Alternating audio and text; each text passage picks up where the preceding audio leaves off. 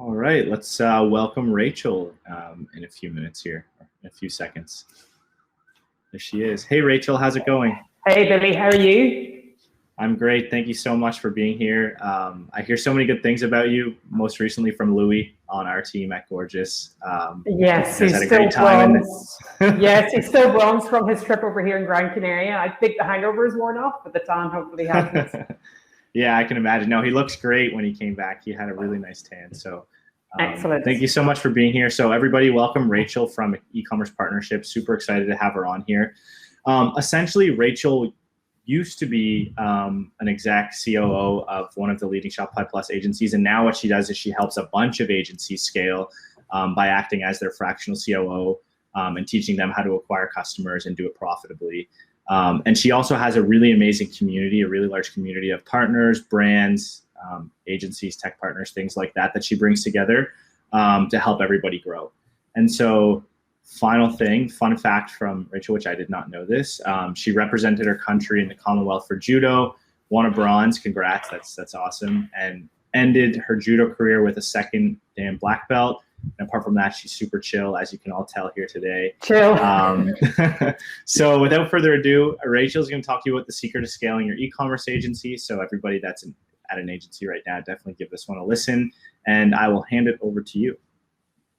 Okay, I am just going to share my screen so I can get the presentation up.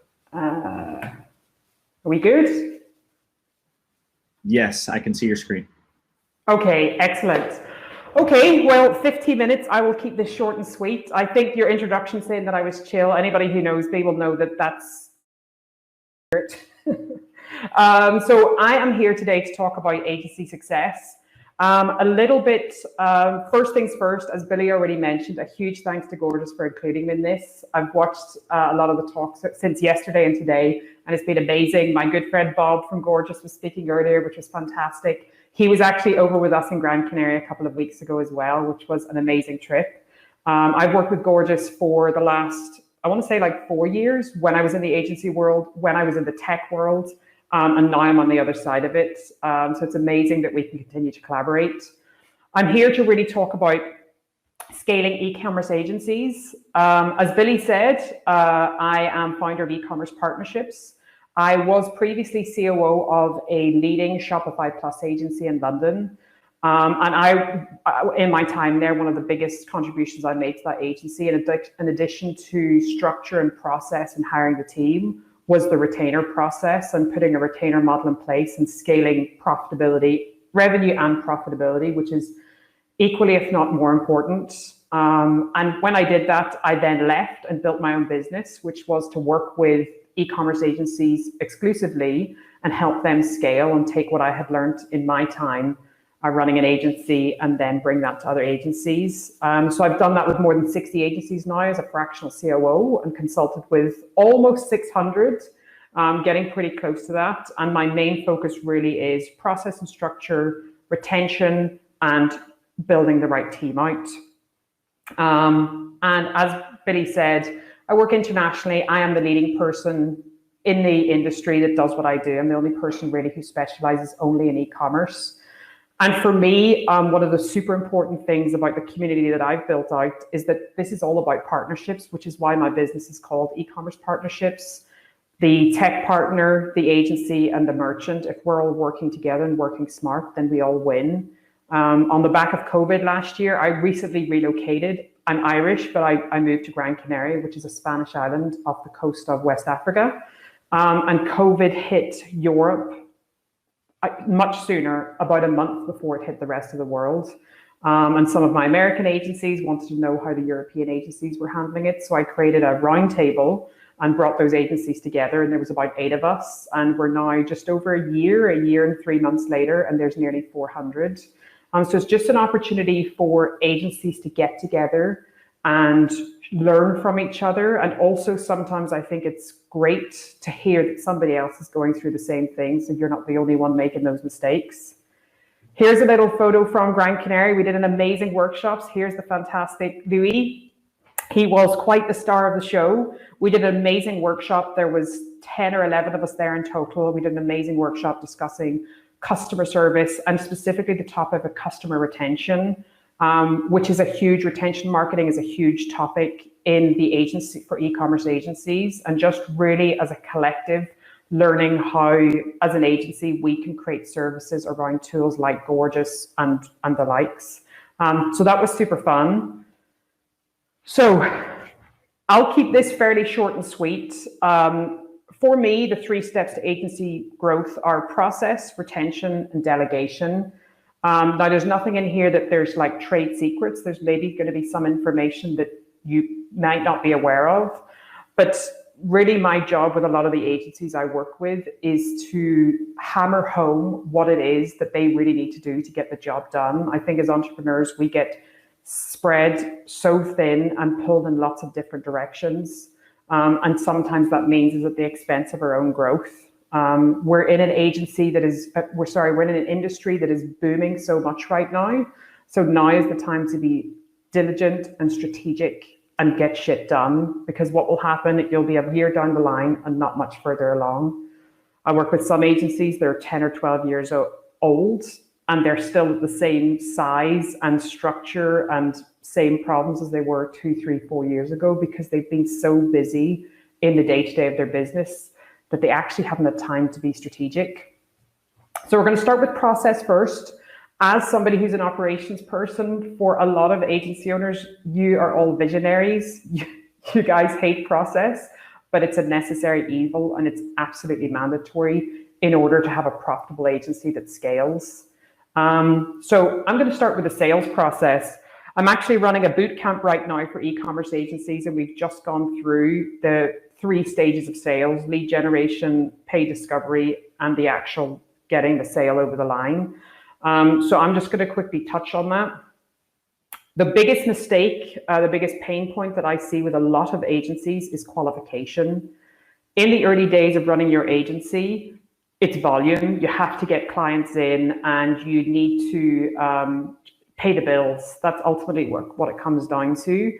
But after a year or 2 years, you should have a much clearer idea on the type of client that you like working with and that you do your best work with.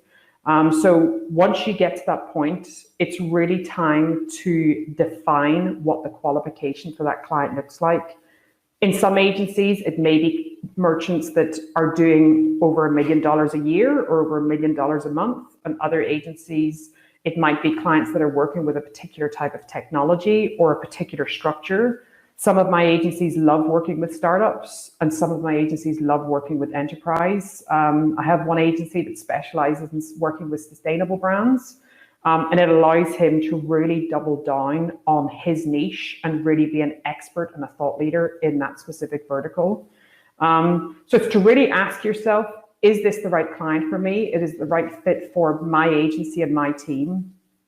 Next to that then comes the discovery call, and the discovery call really will allow you to determine whether the expectations and requirements are aligned. So if somebody comes to you with a $10,000 budget but $100,000 expectations, you know that that is a problem waiting to happen, and it's your job to correct that and to educate on what the expectations should look like based on the budget and vice versa.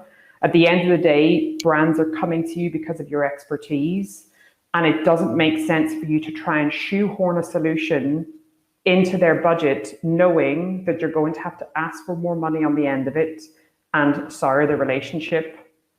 So the discovery call, I could talk for an hour just on sales process, but if anybody really wants help with the sales process, you can ping me later. I did an amazing ebook with Rewind earlier this year, which basically breaks down step by step what a good sales process looks like and all of the scripts and templates that go with it. So I'm happy to share that. Then the proposal call. This is a really crucial one, because presenting proposals on a call in most cases is the difference between closing and not. And your job on the proposal call is to make it clear that your recommendations are in line with what their expectations are, which is why getting budget is so important. I would actually recommend that budget should happen here. Your budget should happen in the qualification stage in order to qualify a prospective client. You should know what their timeline and budget and expectations are up front. And finally, closing the sale. It's your job, again, to make very clear what the next steps are. What are the expectations? If there's a particular timeline, are you making it crystal clear to that merchant that you need to hear back on this date in order to kick off on this date? So these are all sales 101, but it's amazing how many agencies that I speak to get so caught up in the fantasy of the potential project and falling in love with the client and the vision and how amazing their product is, that they actually forget to do due diligence when it comes to the process. Then the next one I'll touch on, paid discovery. Again, I did a boot camp last week and this week, and paid discovery was a huge topic. For me, paid discovery is a non-negotiable. A paid discovery for me means a happy client. And really, paid discovery is an opportunity for not only the merchant to see what it would be like to work with you without having to commit to a big budget, but it's also an opportunity for you to get under the hood of their business and really understand what they need in order to grow. Because a merchant might come to you and say, I need a complete redesign of my website. And if you look at their data, you realize that maybe a redesign isn't needed. Maybe you need to invest some time in acquisition or CRO or just optimization of certain pain points on their website. In terms of pricing, it's on here. Usually starts between 2 to 5K, or in some cases, 10% of the total budget. But the paid discovery is really less about the monetary value, and it's more about dating before you jump into marriage. Again, I've got loads of resources about paid discovery. So if anybody has tried it and it hasn't worked or is not doing it, drop me a line or get in touch with the guys at Gorgeous, and I'll send a few bits over your way. And then delivery process. So the delivery process itself for me is broken down into 3 key steps. You have the onboarding, you have the actual delivery, and then you have the launch. The delivery, the middle part is really where a lot of the scope creep happens, but the 2 pieces on either side, the 2 bits of bread on either side of the sandwich with the onboarding and launch, is where most of the pain points happen. So as an agency, if you can really define what your onboarding process looks like and make that really crystal clear, that with client experience at the forefront, that will really determine whether or not the rest of the project is going to be a success. And then I would also say to be super mindful of the last mile of your project, because that final mile is almost always a disaster. And if you're looking to work with a client on an ongoing basis, you need to make sure that this is as tight as possible. Then the second step is retention. Just as a rule of thumb or best practice, monthly recurring revenue, you should have 50 to 75% of your revenue coming through retention or MRR. So that means 75% of your revenue is predicted, and you know every single month that that's coming in and it's on the books. If and when you're looking at exits or acquisition, you need to have these numbers if you want to sell your agency at some stage, and that's the goal that you should be aiming towards. And then client retention specifically is broken down for me into 4 key things. The actual experience that the client had, and sometimes I think the project is delivered at the expense of the experience of the merchant on the other end of it, and I think you need to be super mindful of that. The expertise that you have in your agency, are you investing time in your team to make sure that they're up to speed on industry trends? Providing strategic advice, are you telling clients about new technologies and new solutions and wins that other brands have had? And finally, being proactive. And for me, that's the biggest killer that I see with a lot of agencies, not proactively going out of their way to present recommendations to clients when they haven't been asked to do it. And some of your biggest wins will be in this final point. And then finally, when it comes to retention, employee retention, do not burn and churn your team. I have a lot of agencies. The market is pretty crazy right now. There's so many opportunities. There's so much money on the table. You need to be super mindful that your team is not burning out. And if they are, maybe it's worth pulling people aside and saying, you haven't taken a vacation in 6 months. It's time to take a time out. You need to decompress. As we'd say in Ireland, you need to shower your head because you're just overwhelmed with too much. And that's really what company culture and good leadership is about. And then finally, because I think I'm getting close to time now, delegation.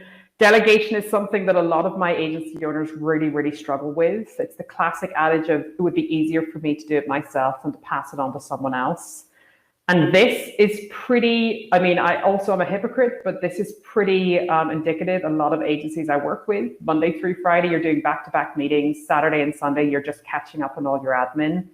But it's your responsibility to actually take control of your schedule. Are you blocking out time that you can invest in your team, that you can look at big picture, you can focus on strategy, you can focus on growth, you can focus on developing yourself?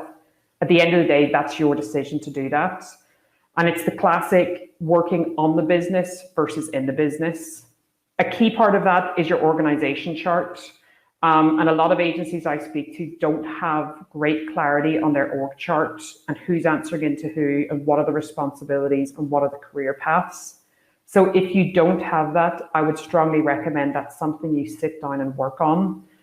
Just as a rule of thumb, most people should have no more than 4 to 6 people underneath them. And when it comes to managers, 6 to 8 is fine. When it comes to directors and leaders higher up, that number needs to be closer to 4, because the work on this end of the org chart is much more exhaustive from a strategic and mental point of view, which is why you need to keep the numbers lower. And then hiring the team. There's a lot of hiring going on right now.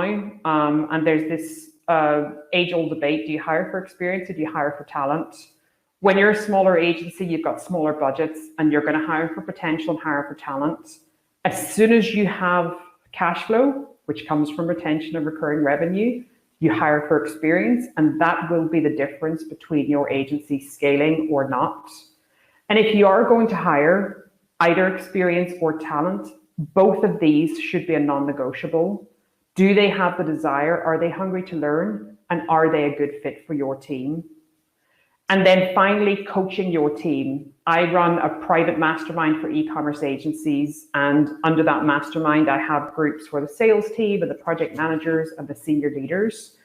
And really, those senior leaders, it's being proactive about investing in your team so they can level up, and coaching them to coach people below them. We have managers and implementation people in our agency that you give them a job and they'll do the job well. But if you want to scale your agency, you need to have leaders that you can pass on your vision, and they can lead departments and people in your team on your behalf, so you can then lead from the front and scale your business.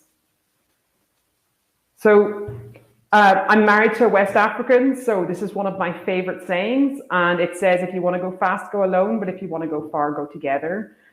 So yes, you can go fast as an agency owner on your own, but if you really want to scale, you need to be on this bottom end. You need to be thinking about how you bring your team together.